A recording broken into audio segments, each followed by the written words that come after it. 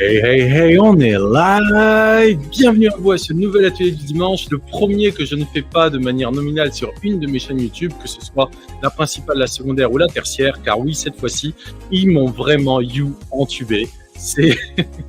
On va rester poli. Ils ont réussi en fait à supprimer mes deux chaînes d'un coup, autrement dit, ils ont réussi à me couper le sifflet à titre nominal, en mon nom personnel sur YouTube. Mais bon, ce n'est qu'une nouvelle opportunité d'aller dans une autre direction, celle d'au lieu de streamer sur mes chaînes personnelles, là où ils peuvent me toucher, commencer à streamer sur différentes chaînes, chez différentes chaînes qui vont simplement m'héberger. La vendredi, c'était chez Christelle Ansot qui a du coup hébergé l'heure du cœur numéro 58, qui était formidable. J'ai guidé ici depuis les jardins de la santé où nous sommes encore réunis pour finir un séjour de jeûne sec. Et donc, ce soir, c'est sur la chaîne de Co-Créon. Vendredi prochain, ce sera sur la chaîne de La Vérité en Marche de Sébastien, etc., etc. Et dimanche prochain, vous verrez, ce sera sur une chaîne que vous connaissez certainement tous, mais surprise, comme vous le savez, j'aime bien faire les choses à la dernière minute. D'ailleurs, toutes mes excuses à nouveau pour le retard. Enfin, toutes mes excuses, je vous demande pardon parce que je suis pas hors de cause, je suis complètement la cause de cela. C'est que c'est moi qui ai pris un petit peu de temps pour manger de la délicieuse nourriture vivante que nous a préparée la cuisinière des Jardins de la Santé, Karima. Et donc, on a pris le temps de sortir de cette retraite de jeûne avec ce repas là, ce premier repas de reprise d'alimentation. Et effectivement, je pense que c'est l'émission de la semaine dernière qui n'a pas dû leur plaire, et celle d'avant, et celle d'avant, et celle d'avant encore, et ça risque de jamais s'arrêter parce que je pense que nous leur déplaisons profondément, et c'est précisément ce dont nous allons parler ce soir. Nous allons parler de nous sommes invincibles. Qu'est-ce que ça veut dire que nous sommes invincibles? Ces trois mots mis ensemble, qu'est-ce que ça veut dire? Sortir un petit peu des idées reçues par rapport à ce que ça veut dire qu'être fort.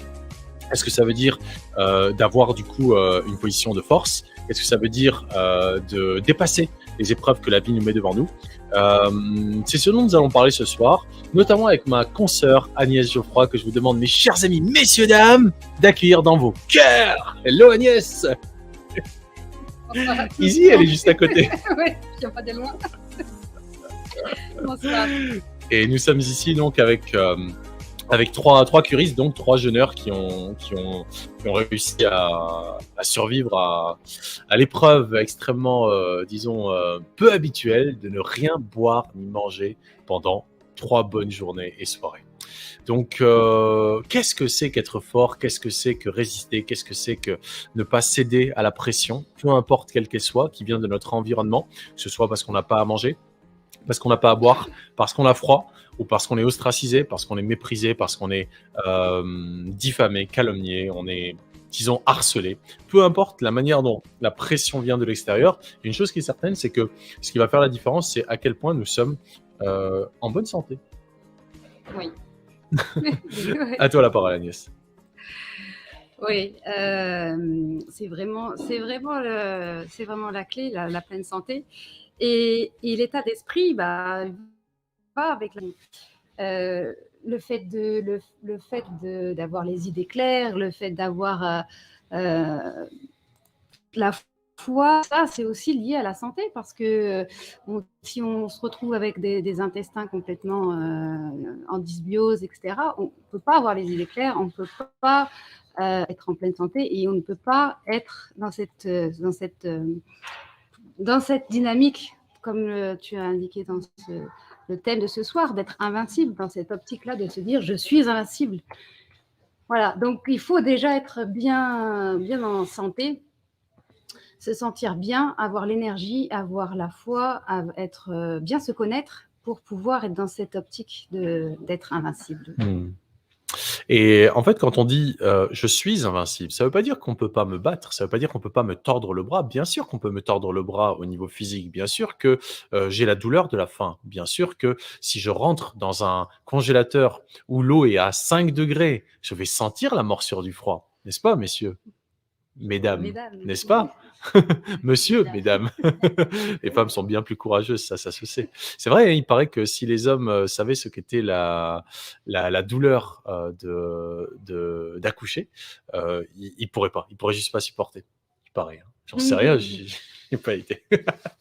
Et donc, On peut ressentir la douleur, on peut ressentir la morsure du froid, on peut ressentir la tristesse et plein d'autres choses par rapport à ce qu'on pense avoir perdu ou par rapport à ce qu'on ressent comme étant injuste. Oui, on peut le ressentir et ça ne veut pas dire que, ça fait pas mal. Bien sûr, ça fait mal, mais qu'est-ce qui, en nous, nous permet de dépasser cela? Est-ce que c'est la, les amis? Est-ce que c'est la croyance que nous sommes, faibles, qui nous maintient dans une altérité, qui nous maintient dans l'illusion que nous n'avons pas d'autre choix que de subir? Ou est-ce que c'est la foi que nous avons la capacité, d'instant en instant, de supporter la peine? Comme on dit, à chaque jour suffit sa peine. Dès lors que nous sommes conscients de ce qui est en notre pouvoir et ce qui ne l'est pas, nous avons toute l'attitude pour décider et non pas subir. Et c'est là que vraiment on peut être invincible. Pas parce qu'on ne va pas nous battre, pas parce que quelqu'un ne va pas à un moment nous mettre la tête sous l'eau. Ça peut arriver. Mais là où se trouve la différence, c'est est-ce qu'on le subit ou est-ce qu'on choisit notre attitude face à la situation. Et c'est là où la dimension, entre guillemets, spirituelle, qui est un mot qui traverse très rarement mes lèvres, mais qui est vraiment à comprendre qu'il y a une différence entre ce qui est matériel et ce qui est immatériel.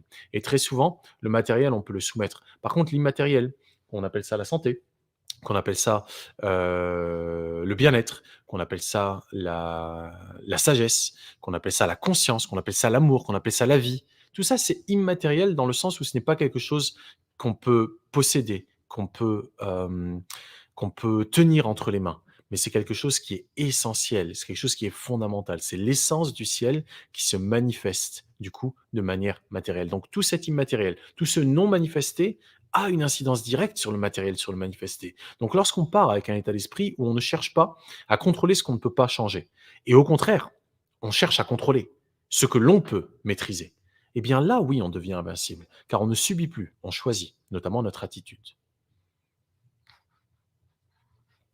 As-tu Ouais. quelque chose à ajouter à ce sujet, ma Oui, chère bah, Lucie? c'était aussi un peu l'objet de la retraite qui s'achève demain. C'est vraiment aussi dans cette étape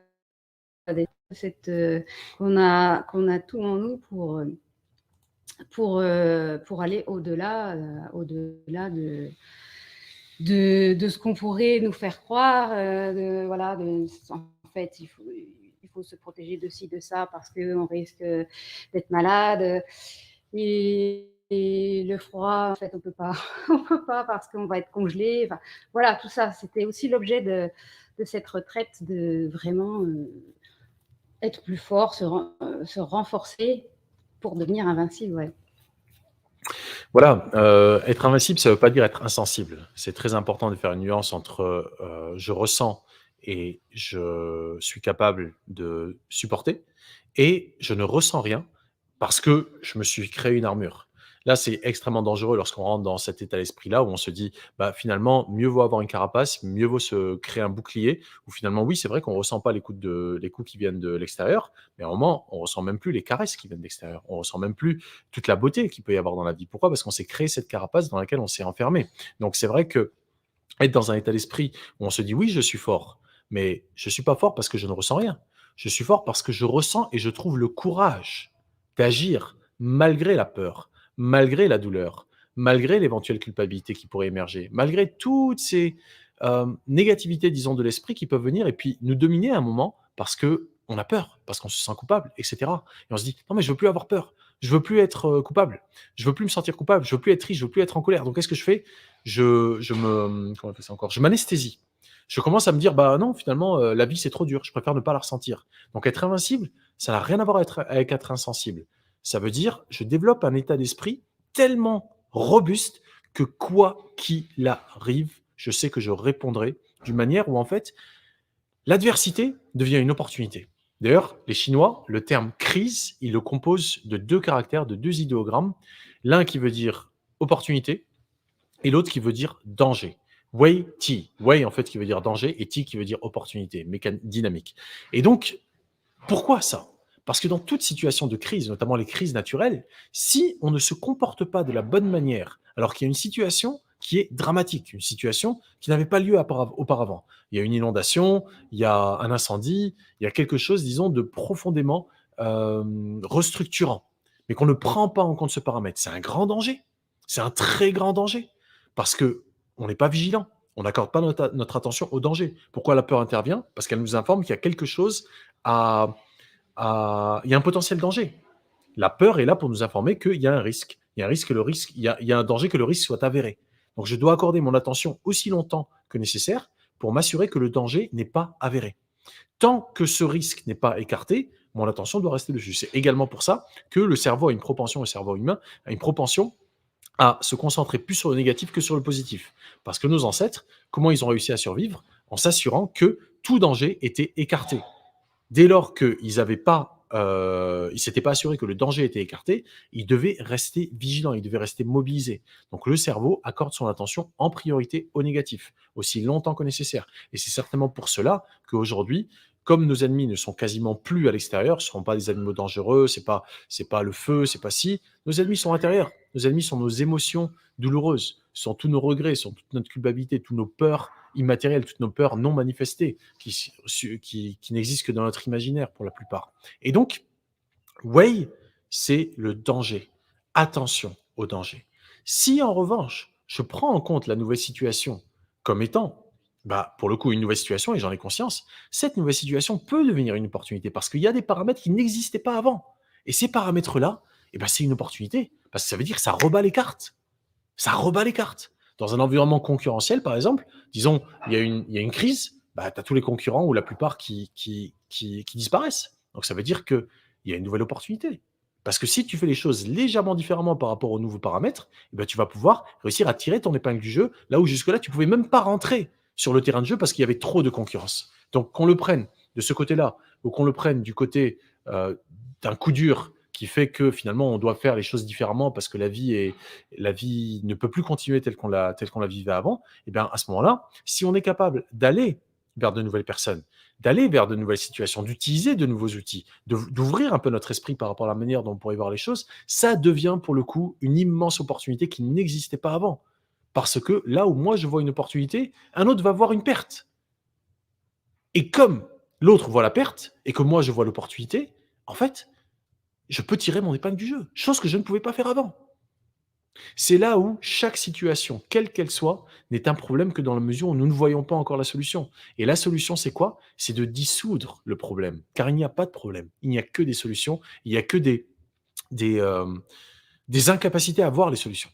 Mais dès lors que nous sortons en fait de l'altérité, nous sortons en fait de ce qui risque de nous altérer et nous rentrons en résonance avec la vie, c'est-à-dire avec l'intelligence qui nous anime individuellement, eh bien, il y a toutes les chances pour que nous soyons capables de raisonner à la juste fréquence, celle de la vie, celle de la créativité, celle de la foi, celle de l'intégrité.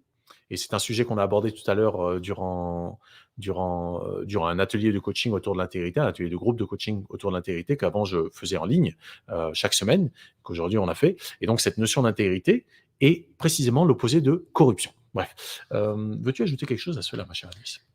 Alors, ouais, je n'ai pas ajouté forcément, mais ce que tu disais au début sur l'intégrité, entre être invincible et être Insensible, insensible. ça n'a C'est rien à pas le voir. même insensible que tu as dit. Je crois que tu as employé un autre terme. Enfin, il me semblait. Mais en tout cas, oui, ce côté-là, c'est très important. Et moi, je le vois aussi en tant que naturopathe. J'observe des gens qui sont coupés de tout, qui se disent bon, moi je suis fort, tout va bien, j'affronte tout. Et en fait, non, c'est pas du tout ça. Donc, c'est vraiment que je voulais revenir là-dessus parce que invincible, c'est vraiment ce que tu disais. On a cette sensibilité, elle est là, c'est une qualité. On a cette capacité de voir ce qui est bien, ce qui n'est pas bien, de sentir ce qui est bon pour nous, de sentir l'environnement qui nous convient ou pas. Et être invincible, c'est vraiment avoir cet état d'esprit, cette énergie, cette clarté pour savoir où on va, ce qu'on veut, et quand on est déterminé, aller au-delà de nos propres capacités. Être insensible, c'est être coupé de tout. C'est une machine, en fait.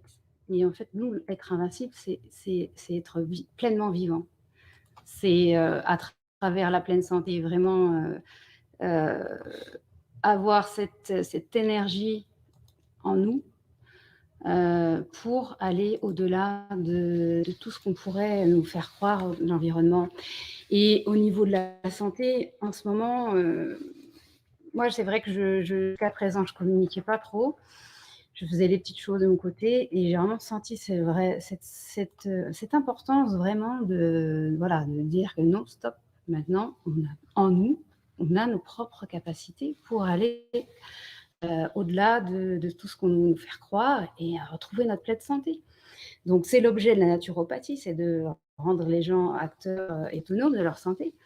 Mais aussi, c'est important de le montrer, de l'expérimenter. Et,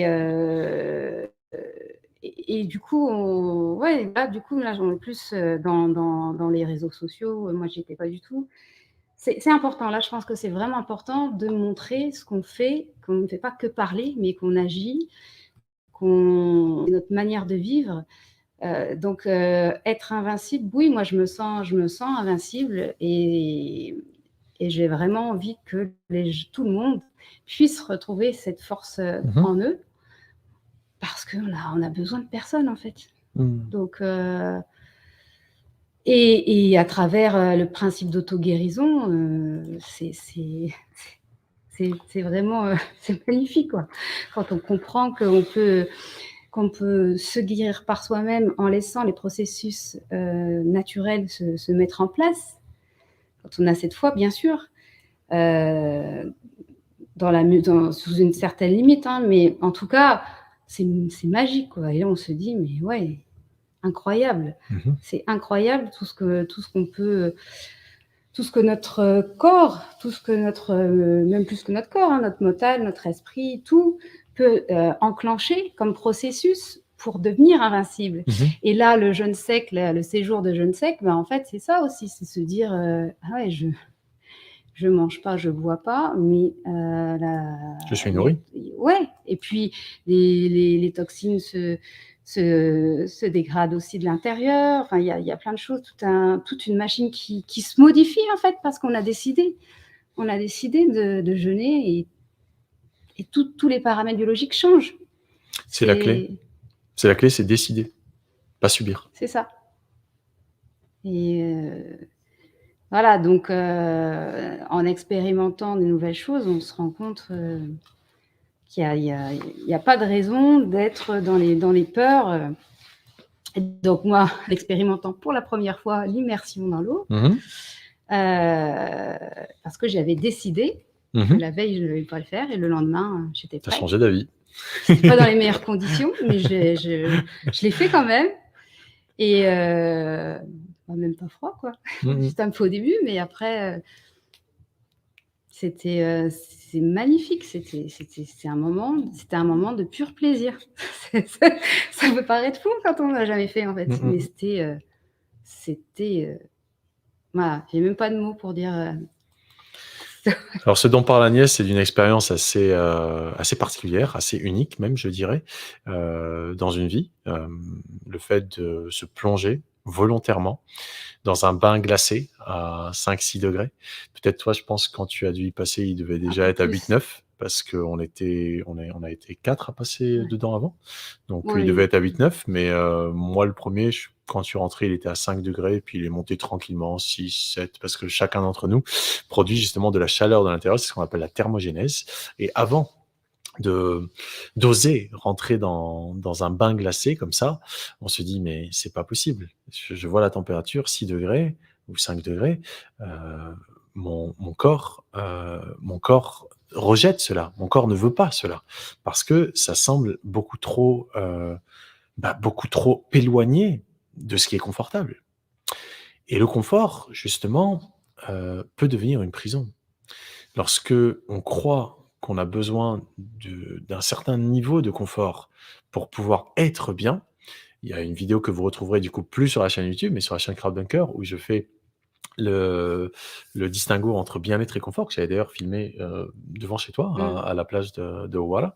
La différence entre bien-être et confort est énorme, hein. S'il y a une confusion, on peut vraiment passer notre vie à chercher le confort en pensant que c'est notre bien-être qu'on va atteindre, alors qu'on est en train de passer complètement à côté. Pourquoi? Parce qu'on devient de plus en plus dépendant d'un certain degré de confort, donc de moins en moins libre. Pourquoi? Parce que sans ce confort-là, on ne peut pas être bien. Et donc, confort et bien-être deviennent directement corrélés. Or, la corrélation peut être totalement inverse. Parce que lorsque l'on va justement vers une situation inconfortable de manière ponctuelle, c'est-à-dire c'est une cure ponctuelle, une cure de jeûne par exemple, ou bien une cure d'exposition au froid, ou bien une purge, qu'on a fait d'ailleurs, on pourra peut-être en reparler de la purge, on se retrouve en fait à être dans une situation extrêmement inconfortable. On se dit: «Mais je veux pas de ça moi, ça m'intéresse pas». Sauf que et c'est là en fait tout l'intérêt de pas chercher un inconfort, disons, plutôt pas subir l'inconfort, mais choisir de manière temporaire, ponctuelle, un certain niveau d'inconfort. Pourquoi? Parce que vous avez certainement entendu parler de l'homéostasie, cet état en fait d'équilibre, dans un environnement intérieur comme notre corps, malgré les interactions avec un environnement extérieur, tout notre environnement, eh bien, notre corps tend vers l'homéostasie, c'est-à-dire vers un équilibre parfait. Eh bien, il y a une autre loi, de la santé qui est celle de l'hormèse, que ce qui ne te tue pas te rend plus fort dès lors que cela ne dépasse pas les limites de ta capacité adaptative, de ta capacité à t'adapter à un certain niveau de stress. Et donc, lorsque on, on applique volontairement à notre corps un certain niveau de stress, par exemple, on ne boit pas d'eau, ou bien on ne mange pas de nourriture physique, parce qu'on se nourrit quand même, hein, à chaque instant on se nourrit, mais on ne se nourrit pas de nourriture physique, ou on s'expose à des températures extrêmes, que ce soit au niveau de la chaleur ou au niveau du froid. Tout cela est inconfortable, c'est indéniable, mais et du coup, notre sensibilité est accrue. On devient de plus en plus sensible. Au niveau de notre conscience, on prend conscience de choses qui jusque-là étaient, parfois inconscientes. Mais ça devient tellement extrême, tellement, comment dire? Tellement impossible de faire abstraction de ce que l'on ressent, qu'on peut avoir tendance à se dire: «Ah mais j'ai plus envie de le ressentir. Je veux pas le ressentir». Et ben, c'est tout l'inverse qu'il faut faire. C'est se dire: «Je choisis de le ressentir». Avec un état d'esprit responsable, un état d'esprit, hem, digne, disons, qui ne va pas se défiler face à l'expérience qu'il a à faire. Un état d'esprit de quelqu'un qui comprend que oui, c'est difficile, mais c'est précisément parce que c'est difficile que je dois traverser cette épreuve. Parce que c'est quand j'ai traversé l'épreuve que j'aurai fait mes preuves. Et comme j'ai fait mes preuves, je gagne confiance en moi. Je deviens de plus en plus fort. Pas parce que ouais, moi je suis fort, etc. Non, non. Je sais que je suis fort. Pas parce que je fais le fort, parce que je suis profondément fort. Qu'est-ce que la force? C'est être équilibré au niveau du feu, au niveau de l'eau, au niveau de l'air, au niveau de la terre, au niveau des 4 éléments, plus ce cinquième, l'éther, celui qui va tout rassembler, celui qui va faire qu'on va être en parfait équilibre. Pourquoi? Parce que tout est en homéostasie. Les 4 éléments plus le cinquième sont en équilibre en nous. C'est là qu'on est fort. Pas parce que on roule des mécaniques, pas parce qu'on le dit: «Ouais, je suis fort, j'en ai rien à foutre et cetera, je suis insensible, je m'en fous». Non, c'est pas comme ça qu'on est fort. On est fort parce que nos actions nous emmènent vers de plus en plus de confiance en nous-mêmes, se confie en se confier en celui-ci. Confiance, foi, fidélité, qui viennent tous de la même racine latine, fides. Fides qui a donné donc foi, qui a donné confiance, qui a donné fidélité. On a confiance en la vie en nous parce qu'on a foi. Une foi éclairée, pas une foi aveugle. Et comme on a foi en la vie en nous, on y est fidèle. On est fidèle à nous-mêmes. On est fidèle à l'amour qu'on se porte à nous-mêmes. Donc il n'y a aucune raison d'avoir peur. Il n'y a aucune raison de se sentir coupable. Il n'y a aucune raison même de se sentir en colère. Ce qu'il faut, c'est agir. Agir de manière juste et résolue parce que l'on sait que malgré l'inconfort, une fois qu'on aura traversé l'épreuve, on aura fait ses preuves et on se sera confié en celui-ci, en nous-mêmes. Et donc, aucune raison d'avoir peur. De moins en moins peur, de moins en moins coupable, de moins en moins en colère, et de plus en plus actif, de plus en plus libre, de plus en plus responsable, et donc de plus en plus invincible, plus difficile à vaincre. Ouais et puis, la puissance, en fait, elle est pas dans la dureté. La puissance, la force, en fait, elle est dans la douceur et dans la fluidité et dans l'amour, en fait. C'est Mmh. là-dedans qu'on va trouver cette puissance. C'est vraiment pas dans la dureté ou dans la force physique. Ça a rien à voir, au contraire. C'est plus on va être aligné, plus on va être dans l'amour, plus on va être dans le ressenti, et plus on va gagner en force et en puissance. Vraiment. Absolument rien à voir. C'est l'opposé même, je pense. Enfin, bien sûr, il faut aussi ce côté-là, mais c'est la puissance, l'invincibilité, ça n'a rien à voir avec la dureté. Euh, Parce que de toute façon, même quand on fait un jeûne ou quand on s'immerge dans l'eau, c'est pas de la dureté puisque c'est quelque chose qu'on a choisi, et donc c'est quelque chose qu'on fait en conscience, qu'on a voulu. Donc c'est pas dur, c'est juste un état d'esprit, et si c'est dur, bah, on arrête, quoi. Mais c'est pas le but. Donc ça aussi, c'est un peu ces stéréotypes-là de dire la brute, tout en toute puissance, mais non, c'est pas ça du tout. C'est pas ça du tout, l'invincibilité. L'invincibilité, c'est vraiment un alignement avec soi, je dirais même une connexion avec la nature, une connexion avec ce que tu disais, son intériorité, avec qui on est. Et à partir de là, on peut devenir invincible. C'est pas en étant forcément fort physiquement, d'ailleurs, c'est pas en étant dans les choses en force, dans vouloir forcer les choses, qu'on va être invincible. Pas du tout. C'est de la vulnérabilité avant tout. C'est-à-dire accepter que, oui, nous sommes vulnérables. Mais c'est précisément parce que nous sommes vulnérables que nous sommes forts. C'est parce que nous sommes sensibles que nous sommes vulnérables. Le fait de pleurer, par exemple. Est-ce que pleurer, c'est être faible? Pour moi, c'est tout l'inverse. Quand j'étais gamin, je pouvais penser que, ouais, faut pas pleurer. Si tu pleures, t'es faible. Mais avec la vie, on comprend que non. T'es faible lorsque tu ne ressens pas. Lorsque tu ne t'autorises pas à ressentir. Lorsque tu ne t'autorises pas à exprimer. On le comprend avec le temps. On voit bien à quel point ça fait mal de réprimer, à quel point ça fait mal de contenir en soi la colère, la tristesse, la culpabilité, les peurs, l'angoisse. On voit bien à quel point ça fait mal. Avec le temps, on l'apprend. Plus on grandit, entre guillemets, plus on comprend qu'il y a une manière juste de vivre et une manière qui n'est pas juste de vivre. Et toutes les manières qui sont pas justes de vivre nous font souffrir. On le voit bien, on en a fait l'expérience. Donc à un moment ou à un autre, on se dit: «Ah OK, je pensais que pleurer, c'était être faible. En fait, non, non. Je comprends maintenant que je n'arrive pas à pleurer». Et ça devient une tare, un ça devient une faiblesse finalement. Ce qu'à la base je pensais, le fait d'être insensible, de ne pas m'autoriser, de «je suis fort», je pensais que c'était une force, pas du tout. La force se trouve dans la vulnérabilité, dans le fait de ressentir, dans le fait d'être souple. Si on est tout dur, OK, on peut croire qu'on est fort, mais en fait on est juste tout dur, quoi. On n'est pas particulièrement fort. Ça veut dire qu'un truc qui est plus dur que toi, il vient, il te démonte. C'est comme le chêne et le roseau. S'il y a une grande tempête, le chêne, à un moment ou à un autre, si la tempête est plus forte que lui, il va briser. Il va se briser son tronc. Le roseau, il va juste, comment on appelle ça? Il va se plier, exactement. Il va se plier. Il va juste se plier. Jusqu'au moment où la tempête est passée, il va remonter. Il faut avoir un peu du chêne et un peu du roseau. Un peu du chêne pour aller profondément s'enraciner et un peu du roseau pour se laisser, entre guillemets, porter par l'énergie du moment.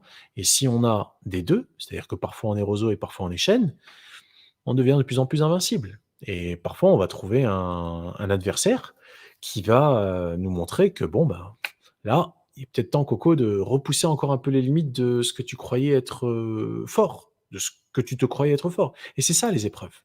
Les épreuves, c'est juste une manière de nous permettre de faire nos preuves, d'essayer. En espagnol, preuve, ça se dit prueba, qui veut dire essai.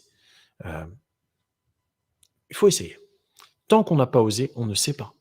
Et si on n'essaye pas, on ne saura jamais.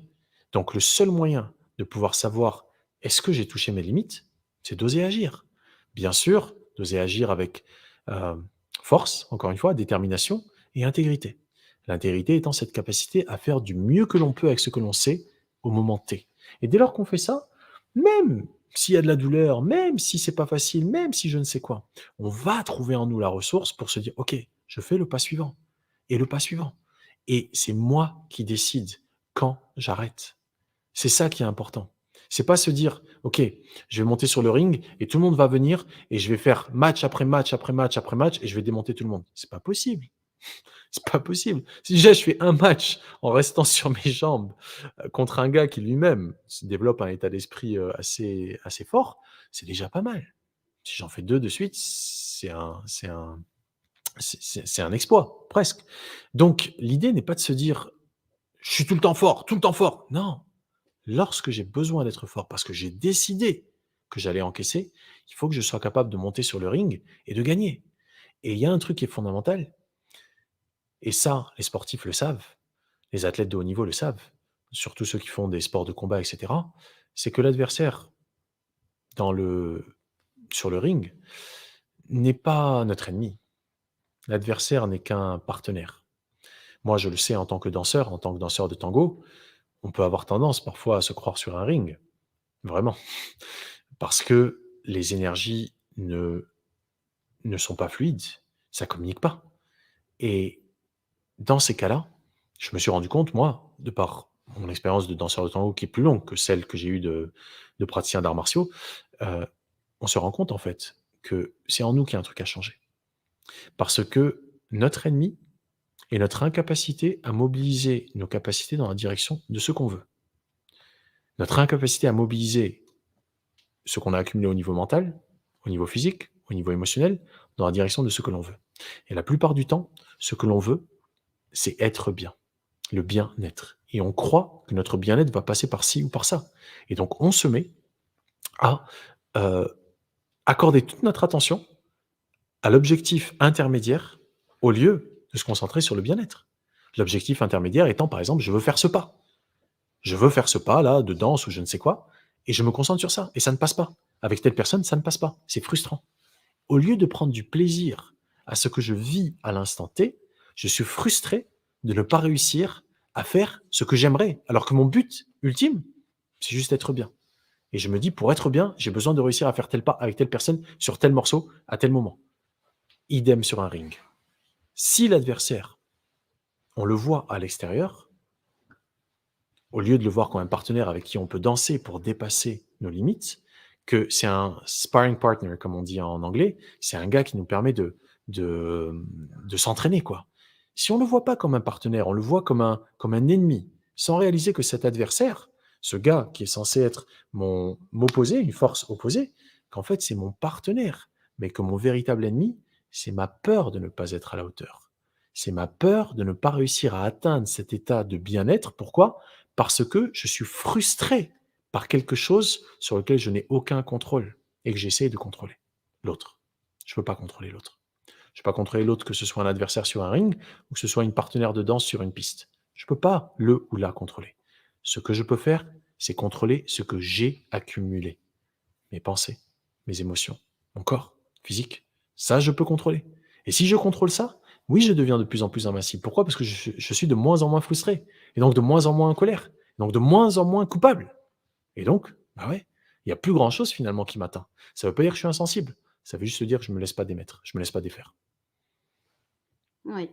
Et donc par rapport à ça, sur le corps, en fait, on a l'important, c'est vraiment de renforcer son corps physique aussi, parce qu'aujourd'hui, on se rend compte qu'on est beaucoup dans les carences par rapport à la manière dont on mange, l'environnement, etc.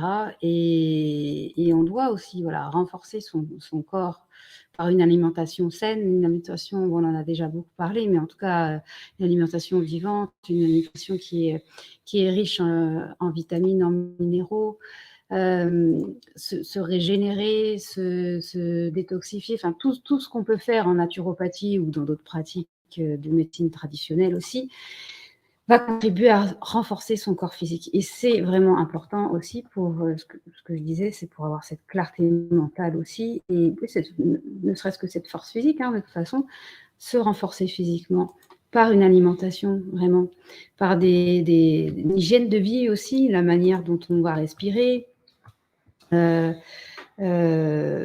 impacter sur l'homéostasie, ce que tu disais, sur notre acidité dans notre corps, l'acidification du corps. Si on ne respire pas bien, forcément, on est acidifié, parce que ça passe par là déjà, hein, avant de manger, c'est la respiration, le sommeil aussi, la qualité du sommeil.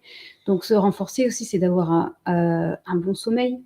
Donc on est tous avec nos téléphones, etc. Là, on dort de moins en moins. Bon, après, quand on a retrouvé la pleine santé, forcément, on a besoin de moins dormir. Mais en tout cas, de manière générale, la manière dont on vit ne permet pas en fait de se renforcer. Et voilà, il y a beaucoup de choses à faire déjà. Pour être invincible, c'est déjà de renforcer son corps physique, d'avoir des bonnes pratiques au quotidien. Il ne s'agit pas de faire une fois par semaine, aller au club de sport ou d'aller faire 3 heures de yoga et voilà. C'est pas ça, c'est au quotidien. C'est vraiment se renforcer au quotidien. Au quotidien, renforcer son mental, changer ses habitudes, renforcer son corps. Alors, renforcer son corps, ça peut être dans la souplesse, hein, ça peut être des choses très simples, mais le renforcement doit se faire au quotidien. Les pratiques en naturopathie, il y en a plein. Il y a plein de choses maintenant qu'on peut faire qui sont accessibles. Même quand on est en ville, il y a toujours des moyens en fait de se renforcer. Même quand on est dans une voiture, on peut très bien mettre. Moi, souvent, je parle de cohérence cardiaque parce que c'est facile. On peut la faire partout en fait, cette pratique-là. Donc, il y a plein de choses. Sans aller dans un séjour comme on propose, faut se le permettre, mais le but c'est d'être autonome. Donc là, par ces séjours-là, on essaie de transmettre un maximum de nos connaissances et de nos pratiques, mais par soi-même, on peut déjà se débrouiller tout seul. Si on a la volonté, bien sûr. Et après ce renforcement du corps physique, il y a les émotions, comme tu disais. Les émotions, ça c'est peut-être un petit peu plus difficile, mais dans la mesure où déjà on mange une nourriture de qualité, on a une activité physique, on a des bonnes habitudes d'hygiène de vie, déjà au niveau émotionnel, forcément, ça va déjà beaucoup mieux. Alors, tu parlais des purges tout à l'heure rapidement, mais justement, ces purges-là, elles vont agir forcément aussi sur le plan émotionnel. Donc, on sent bien que quand on a éliminé, on a une clarté, on a une clarté mentale. Donc, ces purges, elles sont là aussi pour permettre d'évacuer des toxines qui sont d'ordre peut-être plus subtil, mais en tout cas, on le voit bien. On voit bien que des intestins qui sont pas chargés, des intestins qui sont en bonne santé, un microbiote équilibré, tout ça va contribuer à une clarté mentale.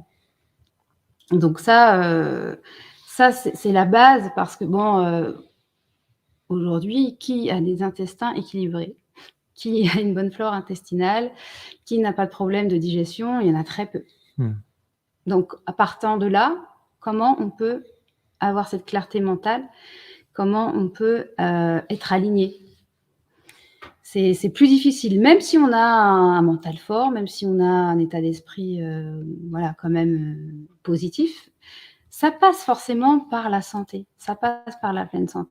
On ne peut pas être invincible en ayant une santé qui est dégradée, c'est pas possible. Donc invincible, c'est possible, mais se donner les moyens aussi. C'est vraiment une décision personnelle de se dire maintenant j'arrête de me plaindre, j'arrête d'avoir peur. Enfin, j'arrête entre guillemets. Hein, on a tous nos parts d'ombre et de choses à travailler, mais ça suffit quoi. Ça suffit de se dire ce sera mieux demain, ce sera parce qu'il pleut, parce qu'il y a la guerre, parce que je sais pas quoi, parce que j'ai pas d'argent, parce que j'ai une maladie, on m'a condamnée et en fait je vais pas m'en sortir. Non. On décide, on met en place les choses. Et si on peut pas faire par tout seul, voilà, il y a des coachs, il y a des naturopathes, il y a des thérapeutes qui sont là pour accompagner.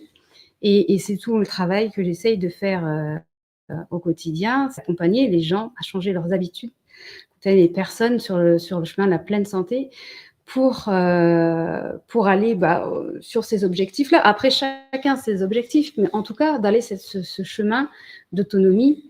Et après, l'idéal, c'est que chacun puisse trouver sa force intérieure et développer après cette invincibilité. C'est ça, c'est un état d'esprit en fait. Être invincible, se dire, ok, je sais que je peux douiller, je sais que ça peut faire mal, mais justement, comme nous le dit Niçoise, on a une douleur, ok, on peut l'accepter et ne pas l'amplifier justement avec le mental qui va dire, je souffre.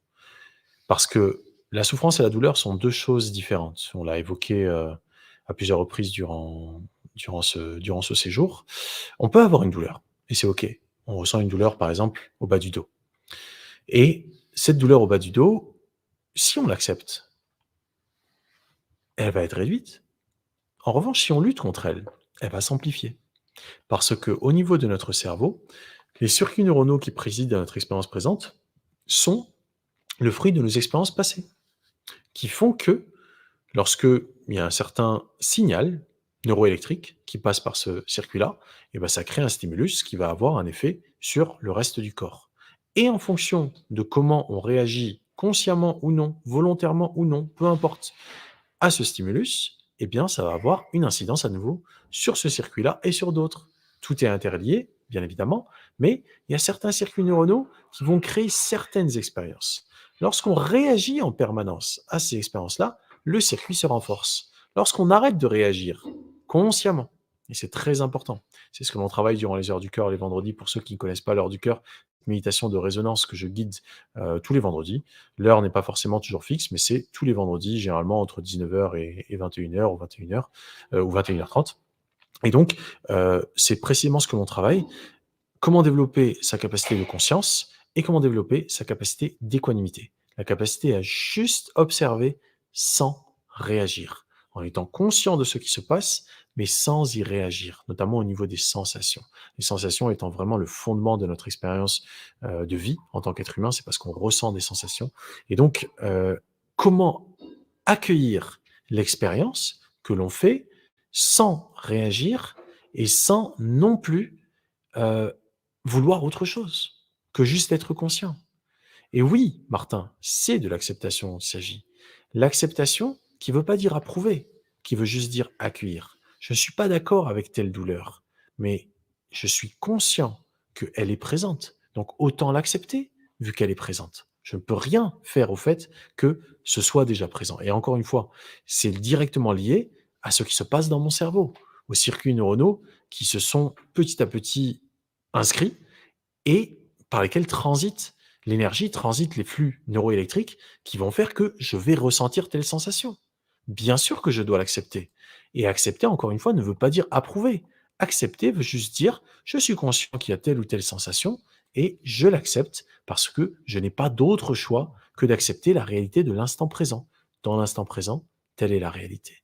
Ce qui ne veut pas dire que je ne peux pas créer l'instant suivant, qui soit différent de ce qu'il serait si je n'avais pas accepté l'instant présent.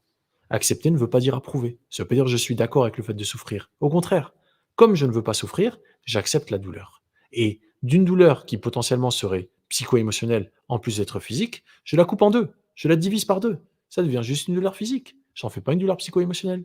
Au niveau psycho-émotionnel, je suis dans un état d'acceptation. Encore une fois, qui ne veut pas dire subissement. Je sais que ça n'existe pas, mais c'est un mot que j'utilise. Ça ne veut pas dire que je subis. J'accepte, ça ne veut pas dire j'accepte par dépit, par défaut. Non, non. J'accepte par sagesse. J'accepte par lucidité. Parce que je comprends que je ne peux rien changer au fait que telle douleur est présente. Qu'elle soit physique, émotionnelle, psychologique, peu importe.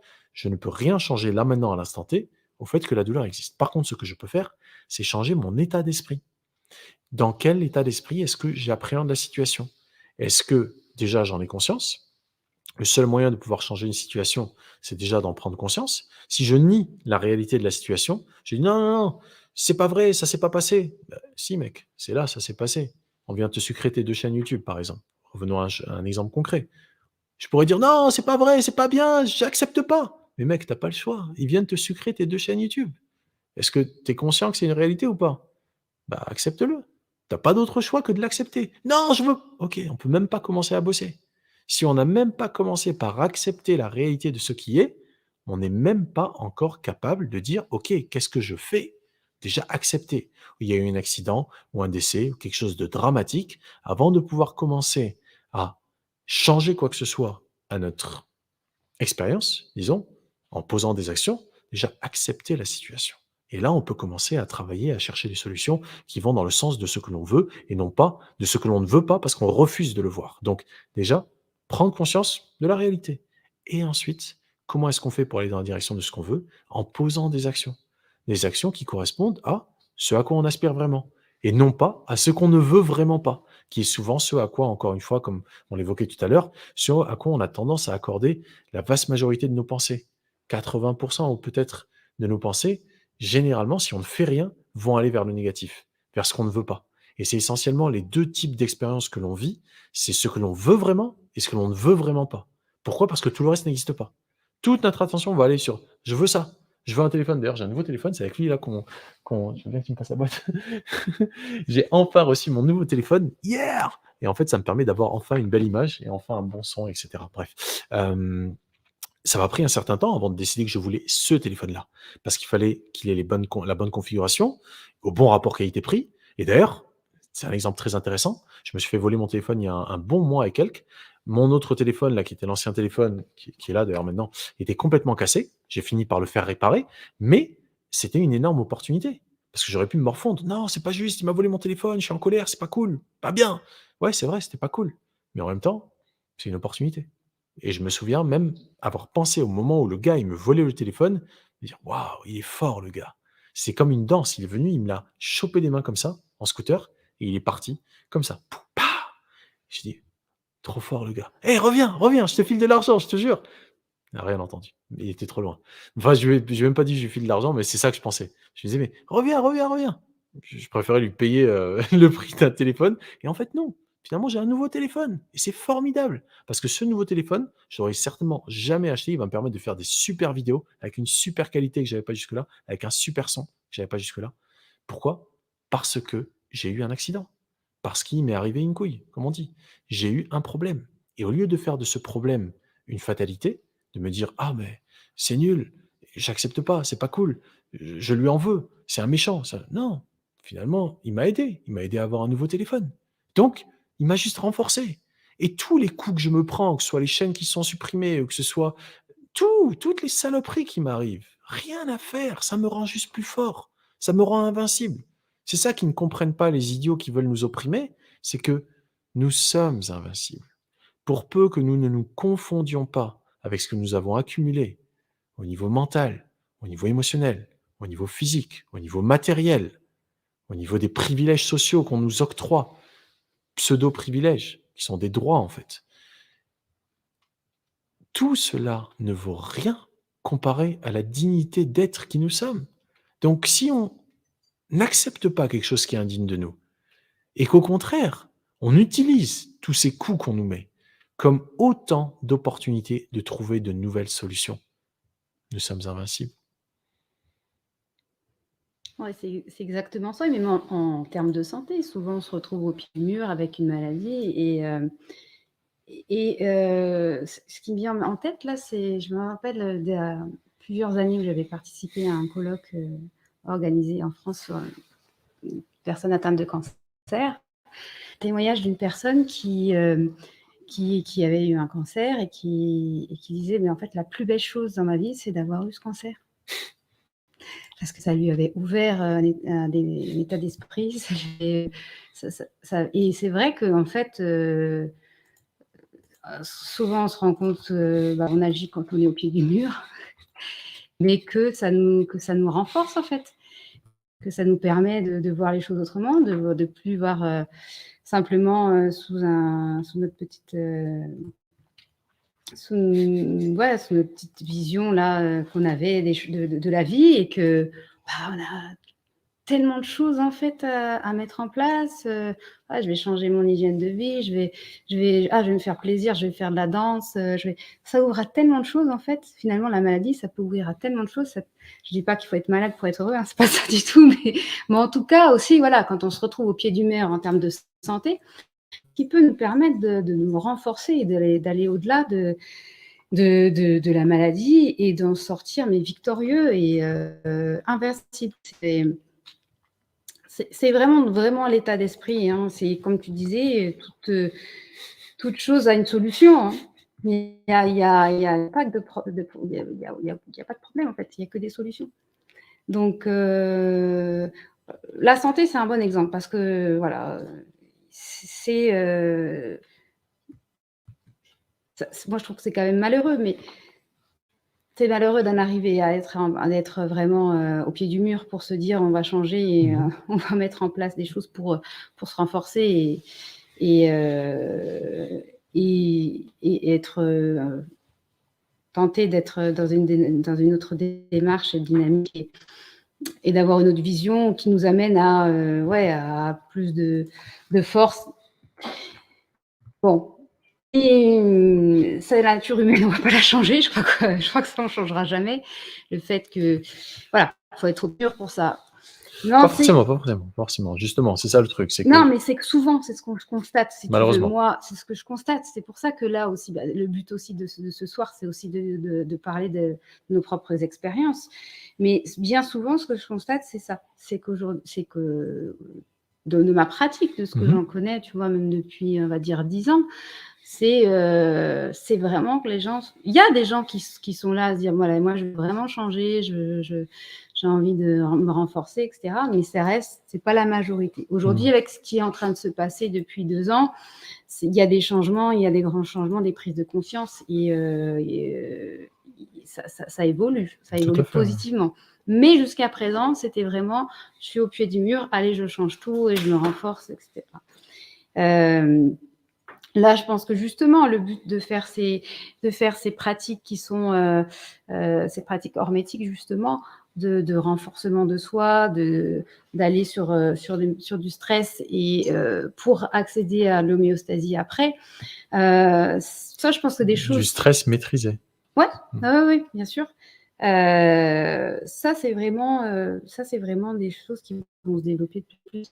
Ça commence là, mais ça va vraiment, je pense, même dans les mois à venir, dans les semaines, dans les années, on va aller de plus en plus vers ce type de pratique pour être de plus en plus à se renforcer et se nettoyer de décennies de grand n'importe quoi, en fait. Et moi, j'ai observé aussi à l'époque où je faisais de l'iridologie, maintenant je pratique plus, donc c'est l'observation de l'iris qui permet de faire un bilan de vitalité. Et je voyais en fait, entre les personnes d'un certain âge, et puis les nouvelles générations, mais je voyais rien que dans l'iris, en fait, je voyais que il y avait pas la même vitalité, quoi. Donc, il y a un gros travail là de se renforcer pour revenir à peu près à un état normal de santé. C'est pour ça qu'on est aussi sur des choses qui sont assez puissantes, de régénération très forte, parce qu'il y a nécessité là. On est pour la plupart tous des zombies, et moi j'en ai fait partie il n'y a pas si longtemps que ça. Voilà. Donc là, on a la chance d'avoir pas d'outils naturels et à disposition, mais qui coûtent pas cher. C'est surtout ça, en fait. C'est que ça coûte pas cher, même rien, quoi. La santé ? Bah ouais, déjeuner, de s'immerger dans l'eau froide, il y a plein de trucs là, qui nous rendent hyper forts. Je veux dire...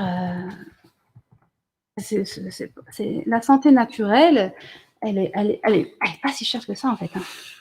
Et c'est comment on appelle ça encore comme monter en haut ou descendre en bas. C'est un pléonasme de dire la santé naturelle. La santé est forcément naturelle. Oui. C'est comme dire... Non, ce que je voulais dire, c'est parce que dans ma tête, Je sais. j'avais l'idée de quand on passe à quelque chose de naturel, ça va coûter cher, ça coûte cher la consultation, ça coûte cher les trucs.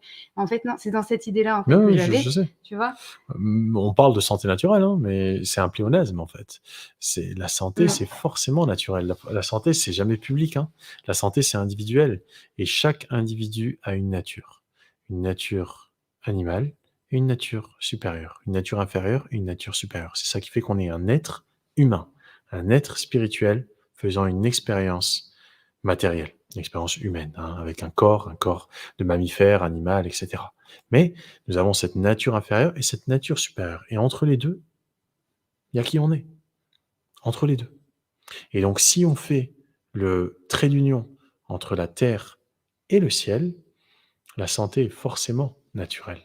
Il ne peut pas y avoir de santé artificielle. Il peut y avoir un maintien en vie artificielle. Mais la santé est forcément naturelle et relève en fait d'actions et de décisions individuelles. Et c'est ça également qu'on nous a confisqué, enfin qu'ils ont tenté, faut pas se leurrer, ils sont loin d'y être arrivés et ils vont avoir de plus en plus de mal avec les êtres qui justement sont invincibles parce que nous ne nous identifions pas avec ce qu'ils réussissent à contrôler. Nous contrôlons ce que nous pouvons contrôler, ce qui traverse notre bouche, ce qui traverse notre psyché, c'est les émotions que nous choisissons de cultiver.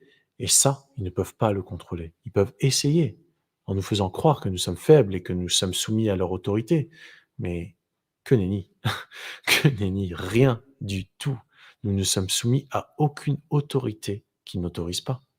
Une autorité, par définition, autorise. Or, lorsque une pseudo-autorité, illégitime, immorale, voire même illégale, vient et impose, empêche, restreint, ça n'a rien à voir avec l'autorité, et tout avec l'autoritarisme, qui est le fait d'imposer. Donc, lorsque nous choisissons, pour notre propre santé, d'accorder notre attention à ci ou à ça, là, nous devenons invincibles. Car ils ne peuvent pas vaincre sur le terrain de qui on est.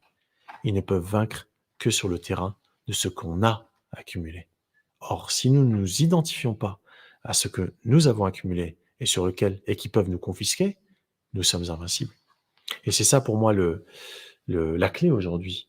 Non seulement de la santé quand on parle d'un point de vue naturopathique en tant que praticien ou praticienne, de la santé d'un point de vue naturopathique, mais quand on parle de la santé d'un point de vue holistique, c'est-à-dire chose qu'on ne peut pas diviser, chose qu'on ne peut pas séparer, qu'on ne peut pas... Voilà, holistique, c'est total, c'est complet.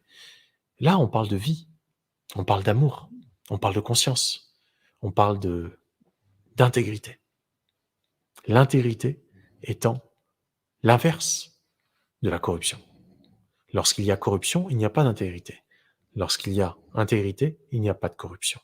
Et donc, dès lors que on est intègre, dès lors qu'on chemine, en fait, en ayant conscience de ce sur quoi nous pouvons avoir un rôle, ce sur quoi nous pouvons jouer un rôle, ce que nous pouvons contrôler.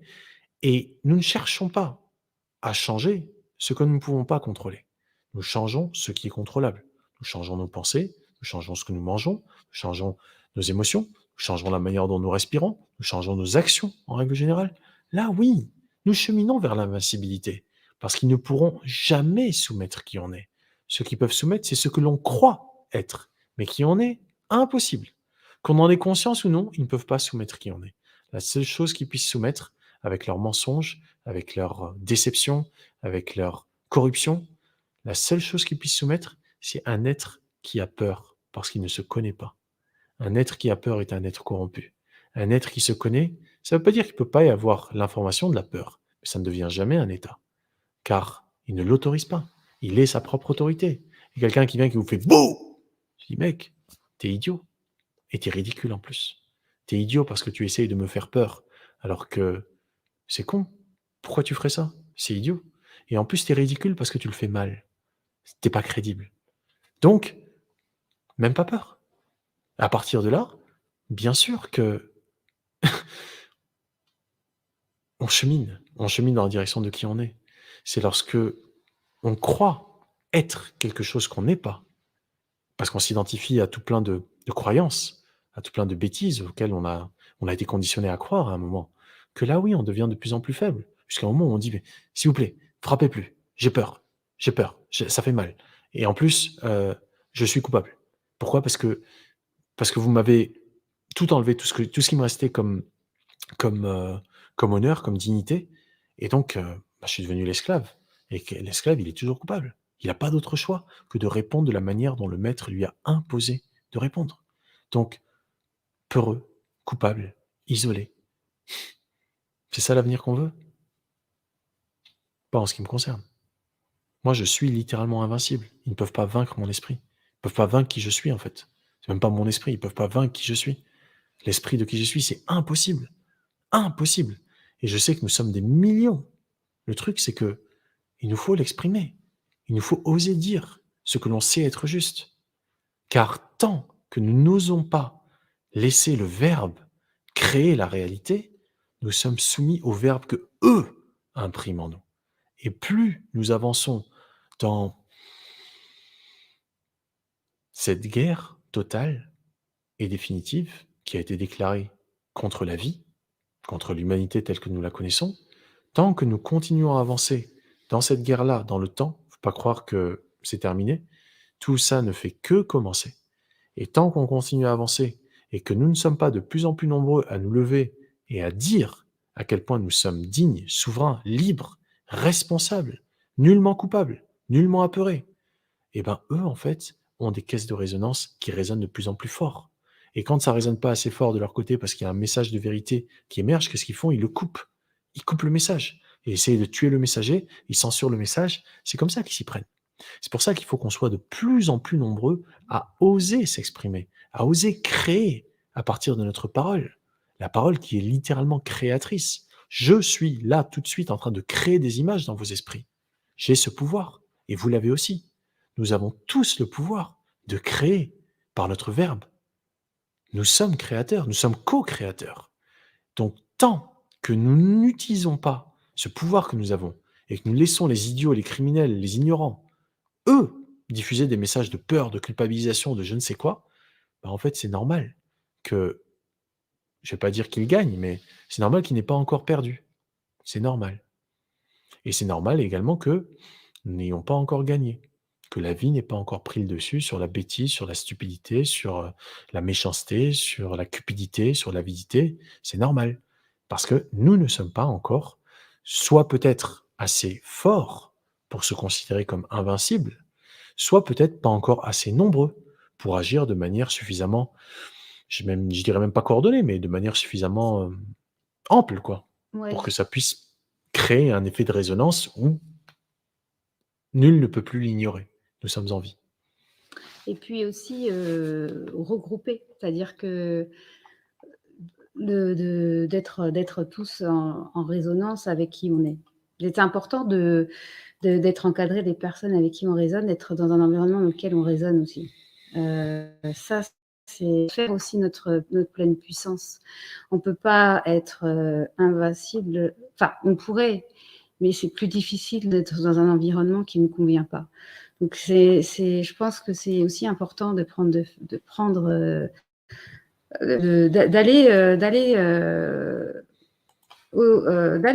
comment dire, se confronter à l'isolement s'il y a besoin, d'aller changer ses fréquentations, de déménager. Déménager, alors moi je suis bien la preuve vivante du déménagement, j'ai beaucoup déménagé.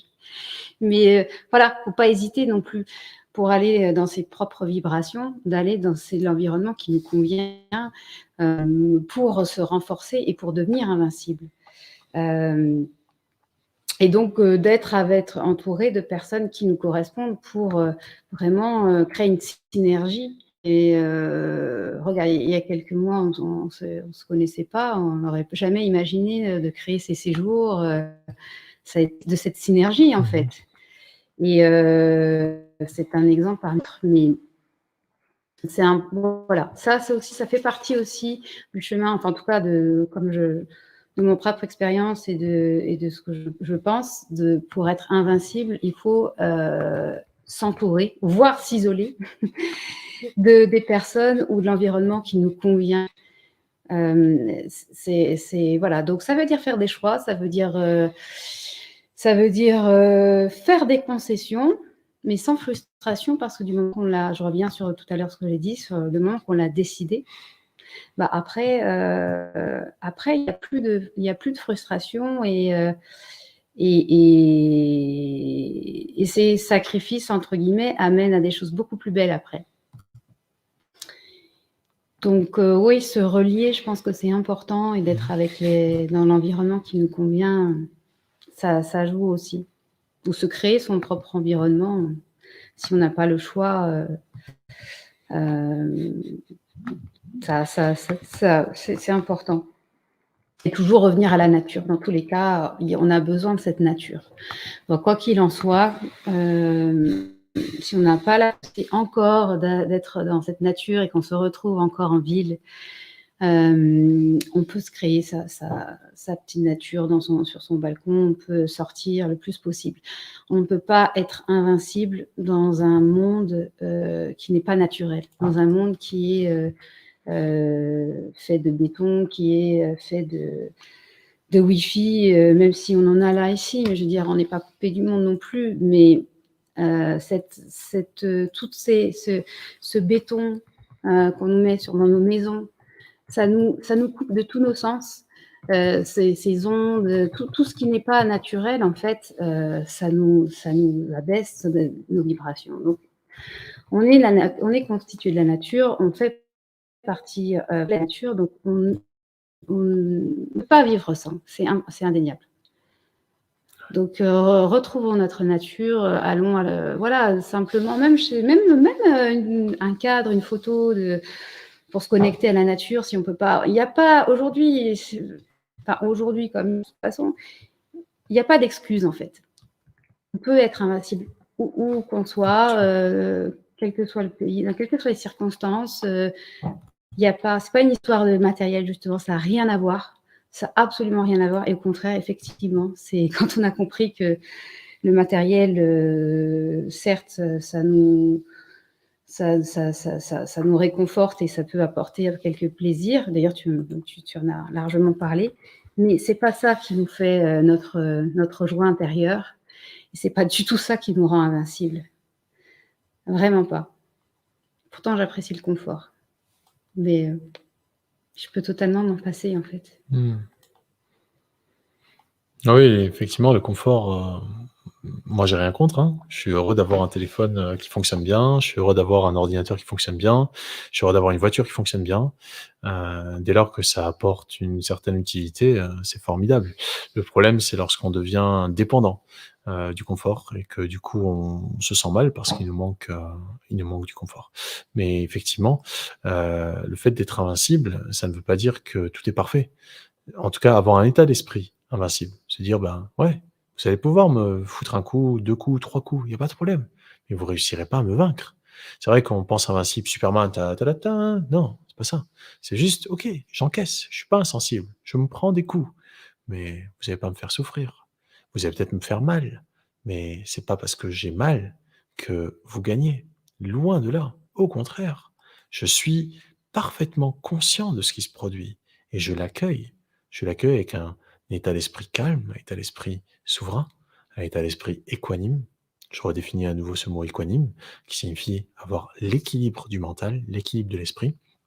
Quoi qu'il arrive, on est parfaitement capable de répondre à la situation sans perdre l'équilibre de notre esprit. Même s'il nous arrive un truc ultra dramatique, ok, je prends conscience, c'est arrivé, c'est nul, ça m'emmerde, je ressens des émotions bizarres, je me sens mal dans mon corps, je me sens peut-être même mal au niveau psychologique, mais je reste conscient que ceci n'est que temporaire.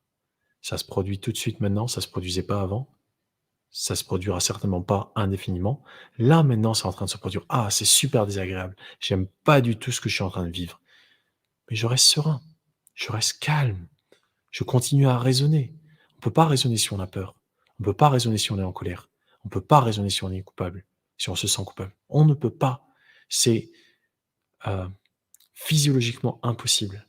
Le type d'état hormonal dans lequel on est nous empêche de prendre des décisions qui soient justes et éclairées, parce que ancrées dans une compréhension juste de la réalité. Dès lors qu'il y a la peur, dès lors qu'il y a la colère, dès lors qu'il y a la culpabilité qui prennent le dessus, l'état de nos humeurs, comme on dit, l'état physiologique dans lequel baignent nos cellules n'est pas propice à prendre des décisions qui sont justes. La plupart du temps, ce sera des réactions compulsives, inconscientes, euh, ancrées dans un fonctionnement archaïque de notre cerveau, le cerveau reptilien, qui est je lutte ou je m'enfuis. Mais en fait, là ne se trouve pas la solution. La solution se trouve dans la conscience, dans le fait de prendre conscience qu'il y a une situation et de décider consciemment d'apporter une réponse qui soit la plus intelligente possible, la meilleure réponse possible. Et là, ouais, on est dans la vie. Sinon, on est dans la survie. Donc, c'est vrai que être dans une démarche de connaissance de soi, où on accueille les expériences que la vie nous présente, on ne lutte pas contre.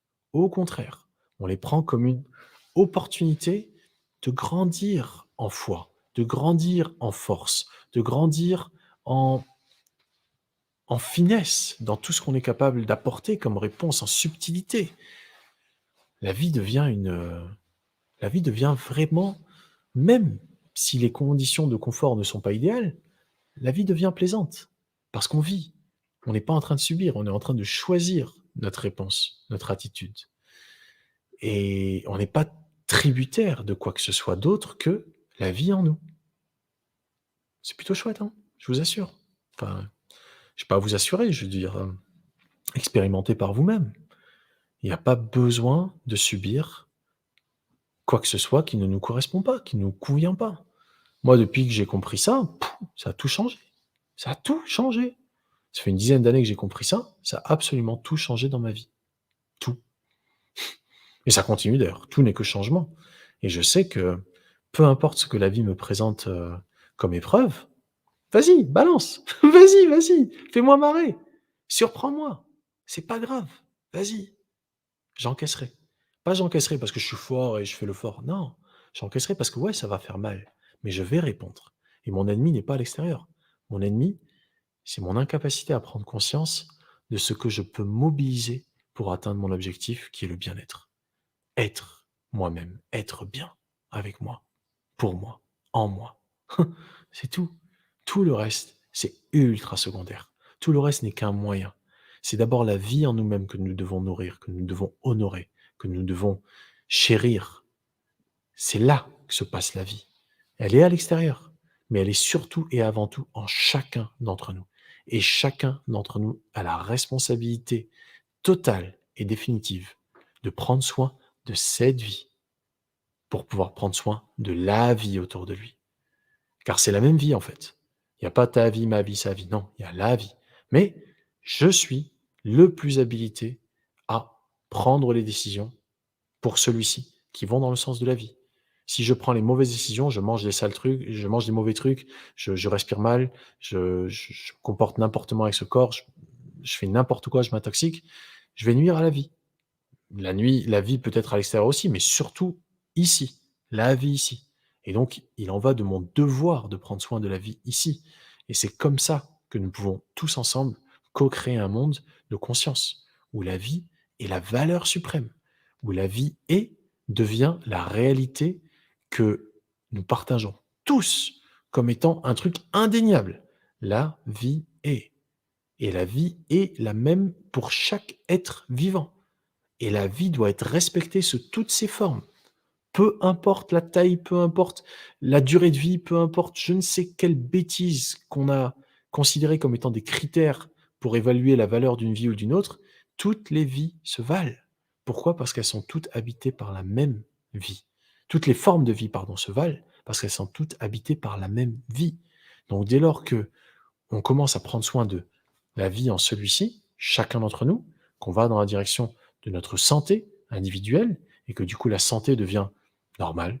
C'est normal d'être en bonne santé, c'est normal d'être heureux, c'est normal d'être bien. Tout aura changé. La corruption cessera. Pour que la corruption dans le monde cesse, il faut faire cesser la corruption dans les cœurs.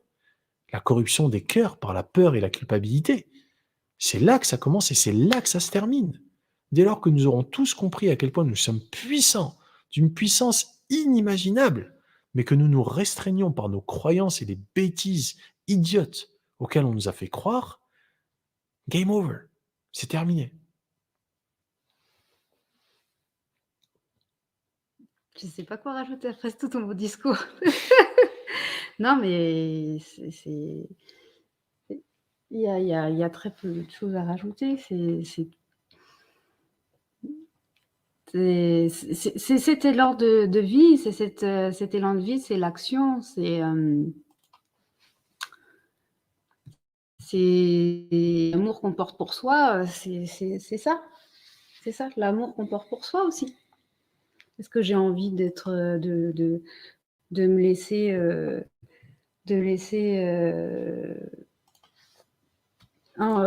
polluer par mon environnement, ou par les personnes toxiques, ou par voilà. Donc c'est l'amour aussi, c'est l'amour qu'on porte en soi et l'amour qu'on porte en la vie. Non, je pense que on revient toujours à ces mêmes choses là. Il y a c'est la base, quoi. C'est la base, c'est qu'est-ce qu'on porte, quelle dose d'amour on peut porter pour soi, si on peut doser. Mais en tout cas, ouais,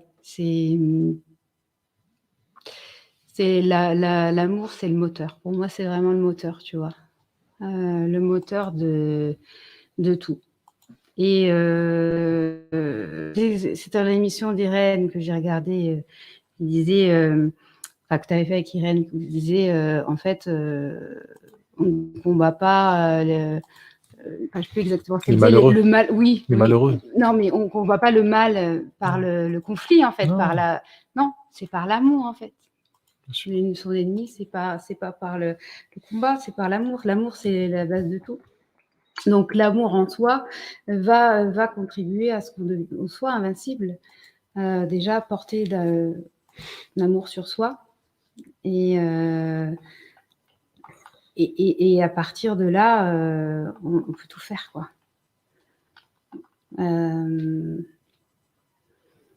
Donc ouais, moi c'est mon quotidien en tout cas, c'est d'essayer en tout de mettre de l'amour dans tout ce que je fais, dans le quotidien, et de transmettre ça également. Et ça me rend plus forte, en fait. S'il y a quelque chose que je pourrais résumer, ce serait vraiment ça. Et après, voilà, chacun va aller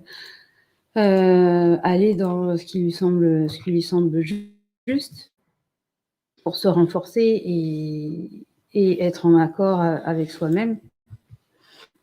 Une fois que tout ça est posé, on peut être qu'invincible, quoi qu'il arrive. Et oui, c'est ça la clé, c'est quoi qu'il arrive, être prêt. Oui. Et dès lors qu'on est prêt, en fait, c'est peu importe les éventuelles attaques que nos ennemis voudraient nous asséner en termes de peur, en termes d'angoisse, en termes de coupures par lesquelles ils menacent, etc. Tout cela n'a plus aucune importance. Ce qui importe, c'est qui vous êtes. Parce que dès lors que vous êtes aligné à tous les niveaux, corps, âme, esprit, comme nous dit Niçoise, dès lors que au niveau émotionnel, au niveau physique, au niveau mental, on se sent en congruence, c'est-à-dire que tout est cohérent en nous. Il n'y a pas un pet de mensonge, il n'y a pas un pet de corruption, il n'y a pas un pet de rigidité, d'intégrisme. Il n'y a que un alignement parfait entre ce que l'on pense, ce que l'on dit, ce que l'on fait, ce que l'on ressent et qui on est. On est en parfaite congruence et à partir de là, il n'y a plus de place pour la peur, il n'y a plus de place pour la colère, il n'y a plus de place pour la culpabilité. Et si ces informations-là apparaissent, c'est précisément ce que c'est. Ce que c'est. Des informations. Ce ne sont que des informations. Ce ne sont jamais des états. Quelque chose qui me fait peur, il faut que j'accorde mon attention. Pourquoi ça me fait peur? Ah, ça me fait peur pour ça. Très bien. Qu'est-ce que je peux changer? Ce que je peux changer, La cause de la peur? Non, je peux pas? Très bien. Est-ce que je peux changer mon attitude à la situation qui cause la peur? Ah, parfait, il n'y a plus de problème. J'ai trouvé une nouvelle solution. Donc, il faut s'aligner, il faut se rectifier, il faut se remettre d'équerre pour que la lumière, pour le coup, puisse passer. La lumière qui nous anime, à chacun, chacune. La vie, on l'appelle comme on veut. C'est insignifiant ce que les mots sont capables de définir par rapport à quelque chose qui, par essence, est infini. Donc, peu importe les croyances des uns et des autres, peu importe les traditions, peu importe les mots avec lesquels les uns sont plus confortables ou d'autres, c'est la même vie qui nous anime tous. C'est la même lumière de vie. C'est la même énergie vitale. C'est la même. C'est juste qu'elle se manifeste d'une manière absolument unique en fonction de chacun d'entre nous. Donc, dès lors que on accueille qu'il y a un environnement délétère qui cherche à nous faire peur, qui cherche à nous faire culpabiliser, et on le voit, et c'est tellement idiot, tellement grossier. Appelons un chat un chat. Appelons un idiot un idiot. Appelons un criminel un criminel. Appelons un ignorant un ignorant. Ne les blâmons pas. Chacun est là où il est, tel qu'il est. Nous sommes nous-mêmes les idiots de quelqu'un. Je suis moi-même l'idiot de quelqu'un, j'en doute pas. Et je les salue d'ailleurs, tous ceux qui me prennent pour un idiot. Je vous salue du fond du cœur. Parce que vous me rendez plus fort. Vous me permettez justement de voir mes angles morts. Et c'est très important. C'est très important d'avoir des détracteurs, des gens qui vont te dire « Ouais, mais de toute façon, toi, t'es comme ça. » Je dis « Ah bon? Je n'avais pas réalisé que j'étais comme ça. Merci. » C'est peut-être pas vrai ce que tu as dit, mais peut-être que si.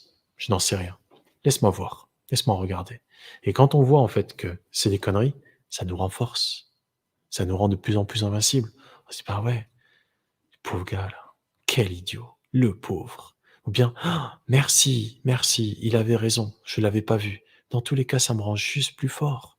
Donc dans tous les cas, il n'y a ni à avoir peur, ni ressentir de la colère, ni de la culpabilité. Accueillons les idiots, accueillons les ignorants, accueillons les criminels tels qu'ils sont. Ça ne veut pas dire qu'on va les laisser continuer. Non, on va pas les laisser continuer.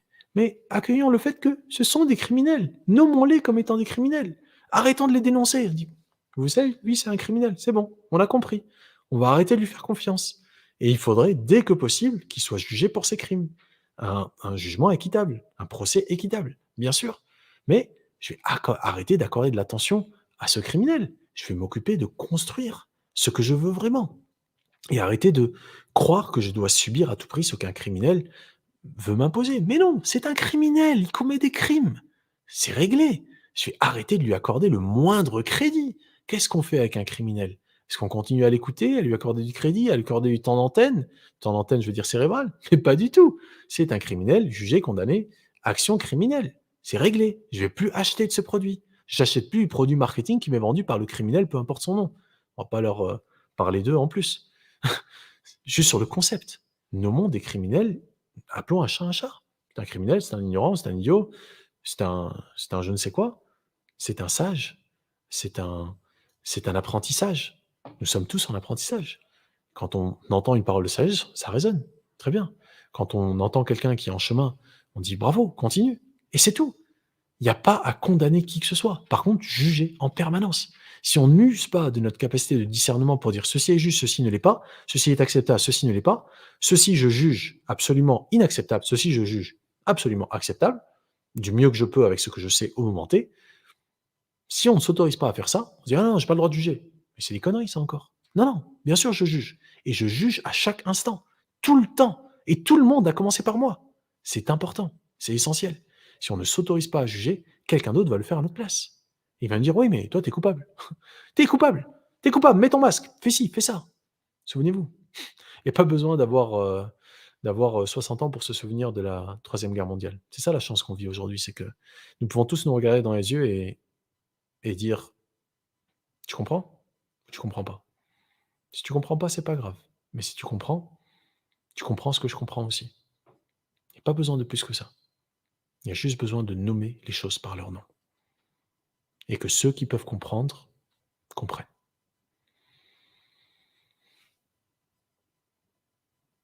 Autre chose à ajouter? Autre chose, peut-être plus terre à terre, mais simplement sans aller dans ce qui se passe actuellement. De toute façon, quoi qu'on fasse, quoi qu'on dise, on sera toujours critiqué. Donc, quelle que soit la situation actuelle, c'est vraiment être aligné avec soi-même. Ça sert à rien d'aller sur ce qu'on dit ou même pour l'alimentation, comme j'en ai déjà parlé, l'alimentation c'est la même chose. Je veux dire, ok, il y a des règles, mais qu'est-ce qui me convient à moi? C'est pas, je veux dire, c'est pas le régime à la mode qui marche sur Alzheimer ou je sais pas quoi, qui va faire que moi ça va marcher sur moi. Non, c'est ok, tout ça, c'est tout cet environnement. On a trop d'informations aujourd'hui. On a donc c'est retourner à soi-même. Voilà, c'est retourner à soi-même. C'est rien de plus quoi. Quel que soit on peut faire et on est notre propre moteur. On est notre propre moteur. Donc voilà, c'est être invincible, c'est vraiment être centré sur soi. Mais ça veut pas être vivre en autarcie et isolé de tout. Hein. Quand je parlais d'isolement tout à l'heure, c'est pour mieux se recentrer et pour mieux accueillir l'autre dans son alignement. Voilà, tout simplement. Mais et je dis aussi souvent que se centrer sur soi, prendre soin de soi, parce que en tant que naturopathe, forcément, je parle beaucoup de dire prendre soin de soi, c'est de ne pas être égoïste. Au contraire. Au contraire, c'est une chance d'avoir des gens qui sont alignés, qui sont bien dans leur peau. Ça nous motive.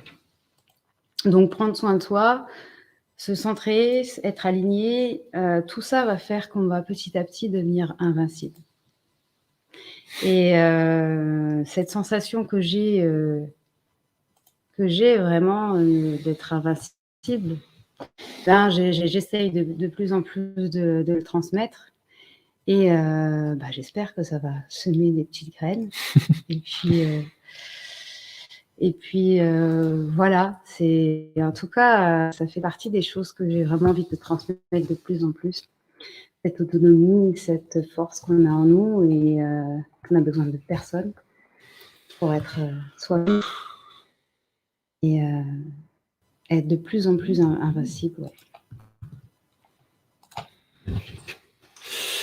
Nous sommes tous en apprentissage et c'est ça qui est important, c'est que chacun d'entre nous fasse du mieux qu'il peut avec ce qu'il sait au moment T, dans le but d'être juste avec lui-même pour commencer, mais également avec autrui, car nous sommes tous interconnectés. La vie, en fait, est ce que nous avons en commun, et cette vie, en fait, elle se manifeste de manière absolument unique en chacun d'entre nous. Moi, je fais de mon mieux pour essayer d'inspirer comme je peux, en espérant que ce soit utile. Merci à chacun et chacune d'entre vous de faire pareil. Merci à Jacqueline. Merci beaucoup.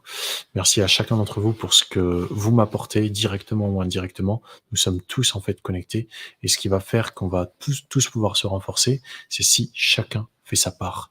Et dès lors que nous sommes à notre place, et dès lors que nous sommes alignés, que nous ne renonçons pas à ce que nous savons être juste parce que nous nous connaissons et nous savons que chaque coup qui nous est porté est un coup qui a vocation à nous permettre de faire nos preuves. Cette épreuve n'est pas là pour nous détruire.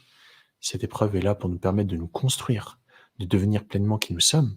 Et à partir de là, oui, nous commençons à devenir invincibles. Et tel est notre destin, c'est d'être invincible, d'être tout simplement. On nous a fait croire que nous n'avions pas le droit de l'être, nous-mêmes. Aujourd'hui, il est temps de réaliser qu'on nous a trompés, qu'on nous a déçus, qu'on nous a manipulés, et que l'acte de rébellion le plus souverain que l'on puisse effectuer est de prendre en main notre propre santé. Donc, il n'y a plus qu'à. Je ne vais pas dire le contraire. All right. Respiration cardio-centrée. Est-ce que tu aurais envie de la guider ou est-ce que je m'en charge? Est-ce que tu as envie de guider une petite pratique de méditation ou je m'en charge? Vas-y. Je m'en charge? OK, très bien. Donc pour ceux dont c'est le premier atelier du dimanche, à chaque atelier dimanche, je propose une petite méditation à la fin. Enfin, c'est pas vraiment une méditation, c'est plus une pratique méditative, mais qui a vocation à nous permettre de changer très rapidement d'état. Donc de passer d'un état de mal-être, par exemple, à un état de bien-être très rapidement. Et c'est ça qui est important, c'est d'être capable de le faire par soi-même, n'importe où, n'importe quand. Donc cette petite pratique que je vais vous montrer, là, c'est une respiration cardio-centrée qui permet... Exemple, tu peux allumer l'enceinte. C'est une respiration qui permet très rapidement de vraiment descendre d'un mental où il peut y avoir plein d'informations contradictoires, plein d'informations douloureuses, etc., au cœur. Parce que le cœur envoie plus d'informations au cerveau que le cerveau ne lui en envoie. Donc on a cette capacité-là, par nous-mêmes, de pouvoir vraiment changer comme ça notre état d'esprit. Et c'est très important d'utiliser cette capacité que nous avons, parce que si nous ne le faisons pas, d'autres vont nous manipuler. D'autres, en fait, vont utiliser ces ressources innées que nous avons dans notre corps, qui est vraiment l'usine biochimique la plus performante du monde, je dirais pas de l'univers, j'en sais rien, mais de toute cette planète. Nous sommes une usine biochimique sans pareil.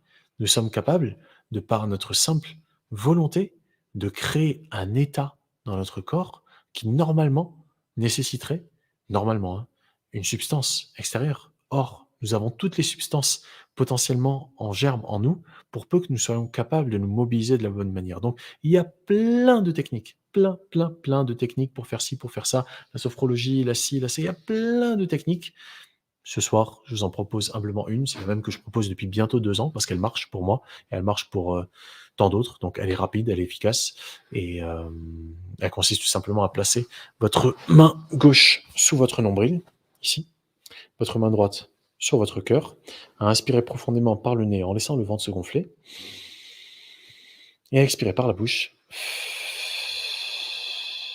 en permettant au ventre de retrouver sa place initiale. Et donc, on inspire profondément par le nez en laissant le ventre se gonfler. La main droite ne bouge pas. On ne fait pas bouger la main droite. C'est-à-dire qu'elle ne bouge ni vers le haut, ni vers l'avant. La main droite reste en place. Seule la main gauche bouge vers l'avant lorsqu'on inspire.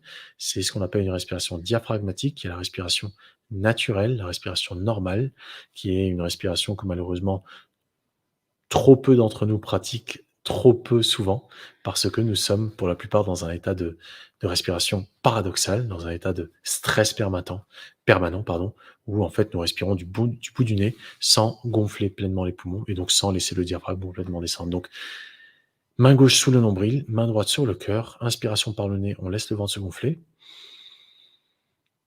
puis on expire par la bouche, en prenant bien son temps pour expirer, au moins 2 fois plus longtemps sur l'expiration que l'inspiration. Donc inspiration par le nez, on laisse le ventre se gonfler, puis expiration par la bouche, on prend bien son temps pour expirer. Inspiration par le nez, on laisse le ventre se gonfler, puis expiration par la bouche, on prend bien son temps pour expirer. Inspiration par le nez, on laisse le ventre se gonfler, puis expiration par la bouche. On prend bien son temps pour expirer. Tout en continuant à inspirer et à expirer de la sorte, inspiration par le nez, on laisse le ventre se gonfler, expiration par la bouche, on prend bien son temps pour expirer.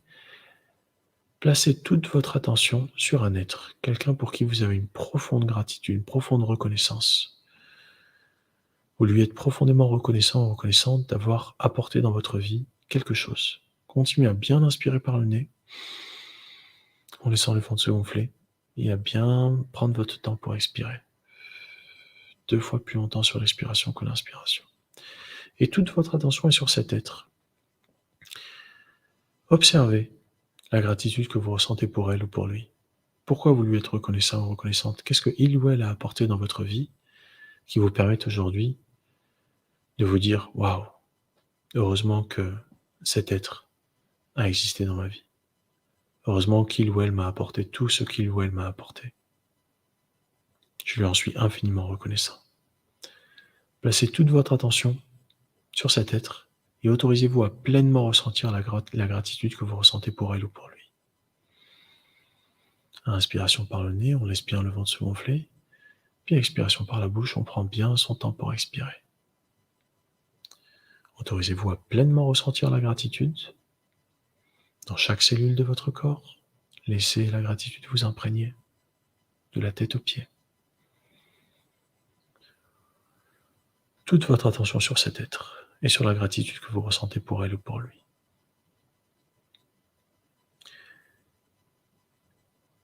Tout en continuant à inspirer et à expirer, inspiration par le nez, on laisse le ventre se gonfler, puis expiration par la bouche. On prend bien son temps pour expirer. Amenez maintenant toute votre attention sur la main droite, la main qui est posée sur votre cœur. Et imaginez que lorsque vous inspirez, l'air rentre dans votre dos, au niveau de la main droite. Et lorsque vous expirez, l'air sort dans votre buste, toujours au niveau de la main droite. Donc toute votre attention sur la main droite, vous inspirez par le nez, en imaginant que l'air rentre par votre dos, et vous expirez par votre bouche, en imaginant que l'air sort par votre buste, toujours au niveau de la main droite. Toute votre attention sur la main droite, inspiration dans le dos, au niveau de la main droite, et expiration dans le buste, toujours au niveau de la main droite. Inspiration dans le dos, expiration dans le buste. Inspiration dans le dos, expiration dans le buste.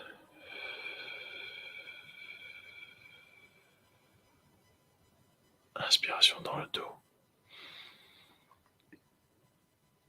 expiration dans le buste.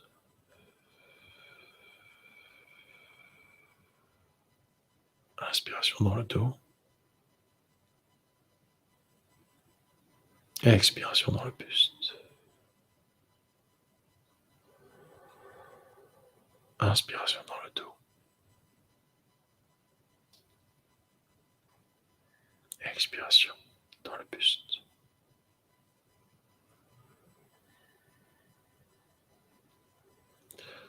Tout en continuant à inspirer et à expirer à votre propre rythme, amenez à nouveau toute votre attention sur cet être pour qui vous aviez une profonde gratitude initialement.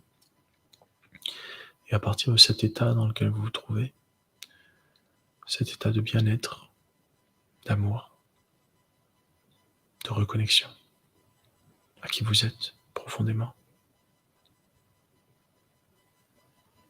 un état de grâce, autorisez-vous à vibrer qui vous êtes en cet instant vers cet être, afin qu'à son tour, il ou elle puisse se sentir infiniment reconnaissant pour qui vous êtes. Autorisez-vous à vibrer votre état de bien-être bien au-delà des limites de votre corps physique, afin qu'à son tour, cet être pour qui vous ressentiez de la gratitude initialement puisse également ressentir de la gratitude pour qui vous êtes. Et à travers elle, à travers lui, c'est vers l'humanité tout entière, cette humanité que nous partageons tous en comme un, que vous vous autorisez à vibrer qui vous êtes, afin que l'humanité tout entière puisse vous être reconnaissante d'être qui vous êtes.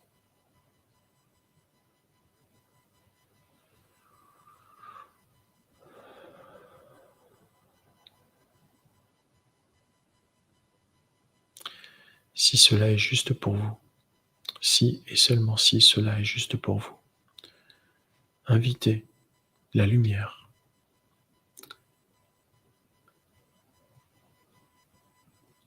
à pénétrer la totalité de votre être,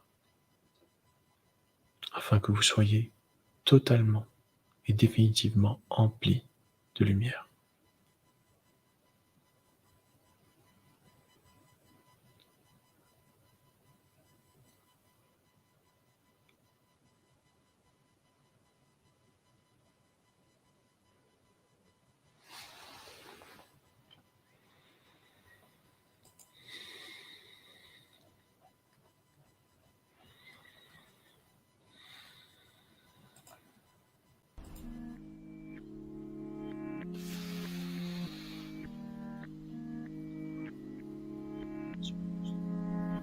vous invite à rouvrir les yeux.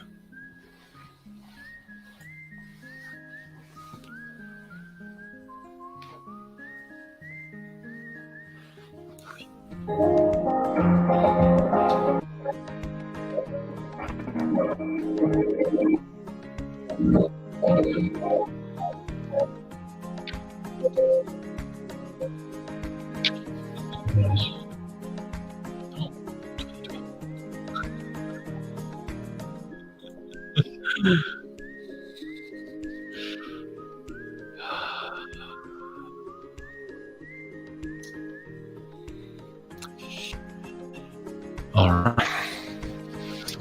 Merci à chacun d'entre vous d'avoir pris part à cet atelier du dimanche 4 décembre 2022 sur le thème de Nous sommes invincibles. J'espère que ça aura pu vous être bénéfique. On vous souhaite bien évidemment que vous puissiez trouver en vous-même des ressources pour faire face à l'épreuve, en doutant pas de votre capacité à pouvoir dépasser les épreuves, parce que les épreuves sont là pour ça, vous permettre de faire une épreuve. Votre santé atout et votre actif le plus important, c'est celui qui vous permet pour le coup d'être actif, qui vous permet d'être en vie, qui vous permet d'évoluer dans ce monde de faux semblants en cherchant et en trouvant la vérité, parce que vous avez l'énergie pour le faire. Donc cultivons notre santé, cultivons un état d'esprit souverain, où nous comprenons que être invincible dépend de qui on est, et non pas de ce que nous avons accumulé, que ce soit au niveau mental, émotionnel, physique ou matériel. Toute la vie est à notre disposition, pour peu que nous soyons conscients que ça se passe ici, et certainement pas à l'extérieur. Autre chose à ajouter? Vivons, tout simplement, soyons en vie. Yes. Yes. Soyons en vie. Et faisons ce qui nous donne envie. Oui. Merci. Merci à toi, ma chère Agnès. Merci à toi. Merci à nous. Merci à nous, merci la vie surtout. Ouais. Merci. À vous. Merci aux survivants. Tu veux dire un mot?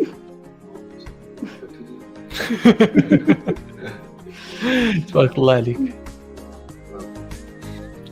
Alright. Et surtout, n'oubliez pas, chaque jour est un nouveau jour et à chaque jour suffit sa peine. Mais toute l'année, on peut souhaiter la bonne année et c'est pourquoi je vous souhaite un petit